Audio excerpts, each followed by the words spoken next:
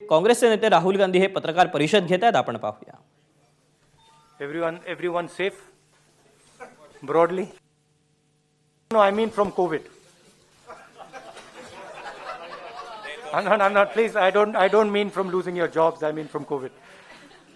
No. So I want to, मैं आज जो किसानों की समस्या है, जो दिल्ली के चारों ओर हो रहा है, और बजट पे थोड़े पॉइंट्स रखना चाहता हूं. सबसे पहला सवाल, सरकार किलाबंदी क्यों कर रही है? क्या ये किसानों से डरते हैं? क्या किसान दुश्मन है? मैंने कहा है कि किसान हिंदुस्तान की स्ट्रेंथ है, शक्ति है, और इसको दबाना, मारना, धमकाना सरकार का काम नहीं है. सरकार का काम किसान से बात करने का है और इस समस्या को रिजॉल्व करने का है. Today Delhi is surrounded by our farmers. They are the people who give us sustenance. They are the people who work for us. Why is Delhi being converted into a fortress? Why are we threatening our farmers, beating our farmers, killing our farmers? Why is the government not talking to the farmers? And why is the government not resolving this problem? This problem is not good for our country. It is not good for the peace and harmony in our country. It's not good for the future of our Kisans. They need clarity. The Prime Minister saying that the offer is still on the table to postpone these laws for 2 years. What does that mean? Either you believe that you need to get rid of the laws or you don't. So, I feel that this issue needs to be resolved as soon as possible and the government needs to listen because Kisans are not going away. मैं किसानों को बहुत अच्छी तरह जानता हूं, ये नहीं जाएंगे, पीछे नहीं हटेंगे. अंत में सरकार को ही हटना पड़ेगा. फायदा है सबका कि आज हट जाए. तो ये किसानों पे. मेरी एक्सपेक्टेशन थी बजट के बारे में कि सरकार हिंदुस्तान के 99% लोगों को सपोर्ट देगी. यह बजट 1% आबादी का बजट है. जो हमारे स्मॉल एंड मीडियम इंडस्ट्री के लोग हैं, जो हमारे वर्कर्स हैं, किसान हैं, जो हमारी फोर्सेस हैं, उन सब से आपने पैसा छीन कर लेकर उन्हीं 5, 10, 15 लोगों के पॉकेट में डाल दिया है. आप प्राइवेटाइजेशन की बात कर रहे हैं, वो भी फायदा उनको मिलेगा. और हिंदुस्तान को किस चीज की जरूरत थी? हिंदुस्तान को अपनी जनता के हाथ में पैसे डालने की जरूरत है. क्यों?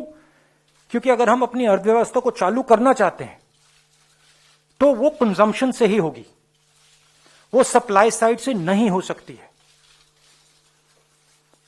तो अगर सरकार ने न्याय योजना जैसा काम किया होता, अगर स्मॉल मीडियम इंडस्ट्रीज को पैसा दिया होता, उनको प्रोटेक्ट किया होता, इकोनॉमी चालू हो सकती थी. सप्लाई साइड में पैसा देने से इकोनॉमी चालू नहीं होगी. ये इसको ट्राई करते जा रहे हैं, 1% को पैसा देते जा रहे हैं, सोचते हैं कि हिंदुस्तान की इकोनॉमी स्टार्ट होगी. नहीं होगी. ये रियलिटी है. और सबसे जरूरी बात, मेरे लिए सबसे जरूरी बात, चाइना हिंदुस्तान के अंदर आता है, हजारों किलोमीटर हमारी जमीन ले जाता है, और आप चाइना को बजट में क्या मैसेज देते हो कि हमारा डिफेंस एक्सपेंडिचर हम नहीं बढ़ाएंगे। 3-4 हजार करोड़ रुपए आपने बढ़ाया। चाइना को आपने क्या मैसेज दिया कि आप अंदर आ सकते हो, आपको जो करना है करो, हम अपनी सेना को नहीं सपोर्ट करेंगे। जो हमारे जवान लद्दाख में हैं, जो हमारे एयरफोर्स के पायलट्स हैं, उनको आज क्या लग रहा होगा कि हमारे सामने इतनी बड़ी कठिनाई है और हमारी सरकार फोर्सेस को पैसा नहीं दे रही है, और जो हमारा है फोर्सेस का है वो उन्हीं 5-10 लोगों को पैसा दिया जा रहा है। इससे देश को फायदा नहीं होने वाला है। मैं दोहरा रहा हूं, इससे देश को फायदा नहीं हो रहा है। इस समय फोर्सेस की कमिटमेंट 100% है। सरकार की कमिटमेंट 110% होनी चाहिए। मतलब जो भी हमारी सेना को चाहिए, जो भी हमारी एयरफोर्स को चाहिए, जो भी हमारी नेवी को चाहिए, सरकार को देना चाहिए। ये कौन सी देशभक्ति है कि सर्दी में लद्दाख में हमारी सेना खड़ी है और आप उनको पैसा नहीं दे रहे हो? ये कौन सा नेशनलिज्म है? अब आप सवाल पूछिए। Thank you, sir. I'll come one by one. अच्छा, I've got parliament, so we have to have a slightly limited interaction. I'll. ANI, Siddharth. Sir, prime minister ने ऑल पार्टी मीटिंग में कहा, आपको बात किया, तो आप इस स्टेटमेंट से क्या समझते हैं? क्योंकि जब भी हेजिटेशन हुआ है, प्रधानमंत्री की एक ही बात है जो पब्लिक डोमेन में आई है, उनका उसके ऊपर view. Are you satisfied with the view of the prime minister on this, और do you think No, what view? The view which he has said that कि कृषि मंत्री ने जो कहा एक फोन कॉल की दूरी पर है, तो आप इस चीज से सेटिस्फाइड हैं उनके? नहीं, द व्यू दैट वो जो ऑफर था उसको वो टेबल पे है, वो व्यू। जी, और ये भी उन्होंने कहा कि एक फोन कॉल की दूरी पर है, किसान संगठन चाहे तो बात कर सकते हैं। नहीं, बात तो कर सकते हैं, मगर किसानों की इशू क्या है? किसानों की इशू ये है कि इन कानूनों को वापस लीजिए, और कोई इशू तो है ही नहीं। देखिए हुआ क्या, सरकार ने नोटबंदी की, सरकार ने जीएसटी लागू की, एग्रीकल्चर पे जीएसटी लागू की। आपने हिंदुस्तान की इकोनॉमी को नष्ट कर दिया। उसके बाद कोविड आ गया और जबरदस्त डैमेज हुआ।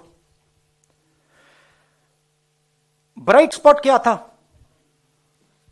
जब हमारी स्मॉल एंड मीडियम बिजनेसेस, बड़े बड़े businesses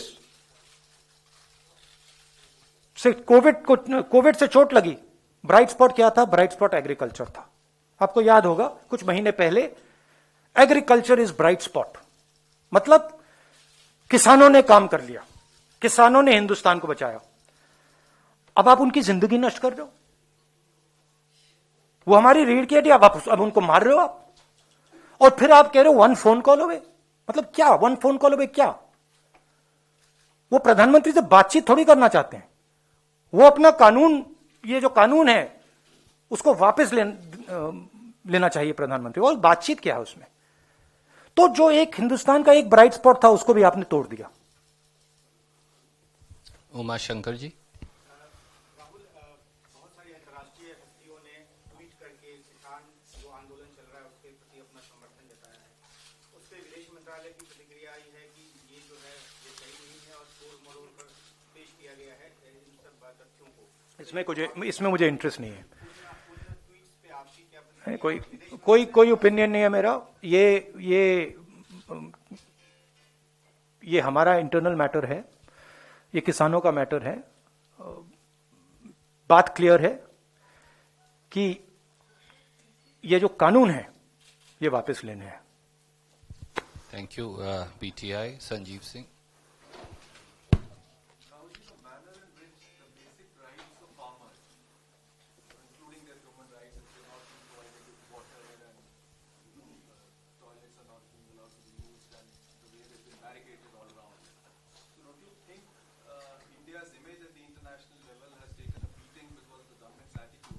Oh, absolutely. Absolutely. Absolutely. The reputation of India has taken a massive hit. Not only on how we are treating our farmers, on how we treat our own people, how we treat journalists. It's taken a massive hit. Our biggest strength, you can call it soft power, has been shattered by the BJP and the RSS. Their mindset. Ashish from ABP. So why don't you ask, because Pallavi asked last time, so you ask. Okay. किसानों को जिस तरह से terrorist बोला जा रहा है, famous film actress Kangana Ranaut she again tweeted and said कि ये टेररिस्ट हैं. हम दोनों का ही सवाल है सर इस पे आपकी क्या है? And also the narrative which is being built up. No, I said. Fighting for the farmers, you are being anti-national, and they are also being attacked. The farmers associations are also being attacked. तो आपका कहना है कि जो इस देश में खेती करता है वो आतंकवादी है, मतलब देश के 60% लोग आतंकवादी हैं,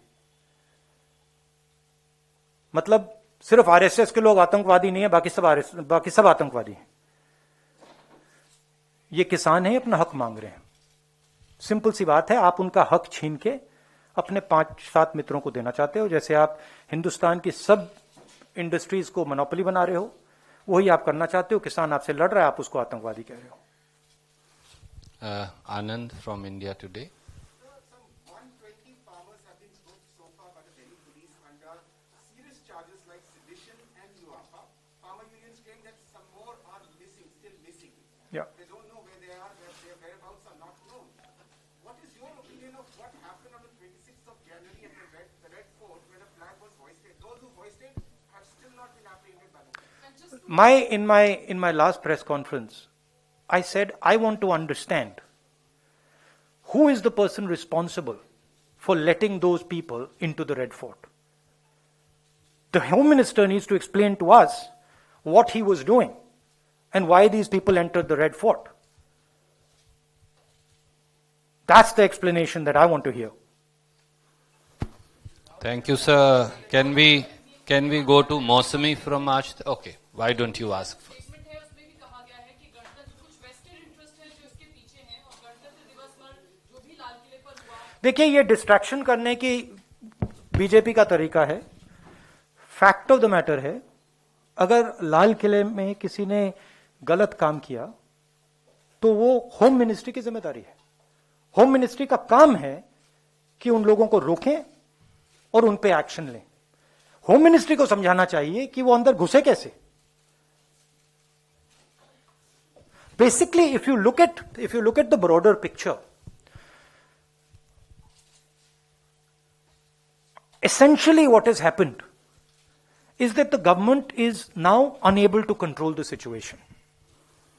The governance of this country, they are basically unable to handle it. And their incompetence is now coming to the fore.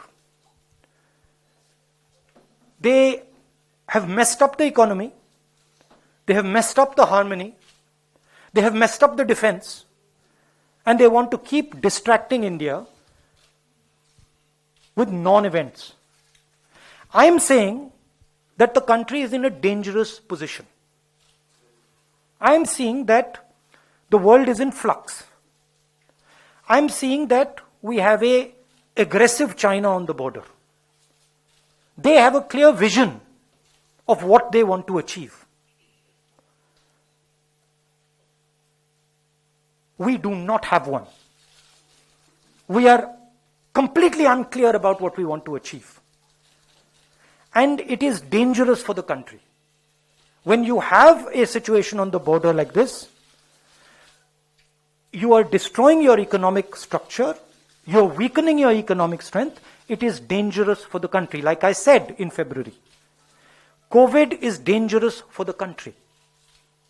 I was ridiculed. I am saying it again.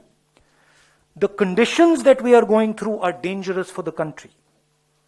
The country requires the Prime Minister to take strict, quick action. It requires that the Prime Minister puts money immediately into the hands of our people and starts the economy. It requires that he protects the small and medium businesses who give us jobs. None of that is happening. And it requires, a clear message to China that you cannot do this with us. You cannot be sitting inside our land and expect that nothing's going to happen. This country is lacking leadership. There is no leadership in this country anymore. There's just talk. There is no understanding. There is no strategy. The thing has come apart.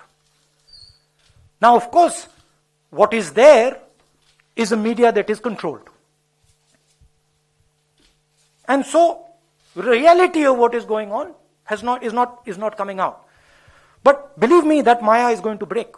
Somebody is going to break that Maya.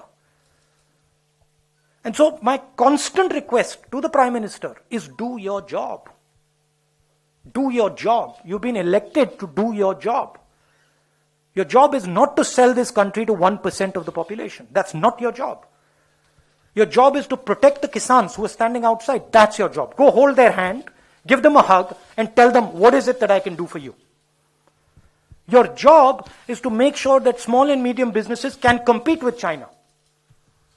Talk to them. Ask them, because they have the answer to China.